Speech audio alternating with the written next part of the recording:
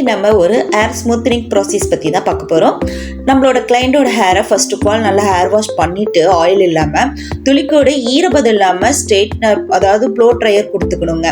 Next step பார்த்தீங்கன்னா hair smoothening cream. நமக்கு எவ்வளோ ஹேர் இருக்கோ அந்த அளவுக்கு தேவையான க்ரீம் எடுத்து அப்ளை பண்ணி 40 மினிட்ஸ்லேருந்து நான் கொஞ்சம் ப்ராசஸ் ஆகலை அப்படின்னா ஒரு 1 hour வரைக்கும் நம்ம ப்ராசஸ் ஆக விட்டுறலாங்க. நான் 1 hour விட்டேங்க நல்லா ப்ராசஸ் ஆகிற அளவுக்கு. எப்படி ப்ராசஸ் ஆச்சுன்னு கண்டுபிடிக்கணும் அப்படின்னா 40 மினிட்ஸ் கழித்து அவங்களோட ஹேரை நம்ம ஒரு ஹேரை குறிப்பிட்டு எடுத்து இழுத்தோம்னா ரப்பர் மாதிரி நீண்டு வந்துச்சு, அக்காம நீண்டு வந்தது, ரப்பர் மாதிரி இழுத்து வந்தது அப்படின்னா ப்ராசஸ் ஆயிடுச்சுன்னு அர்த்தங்க.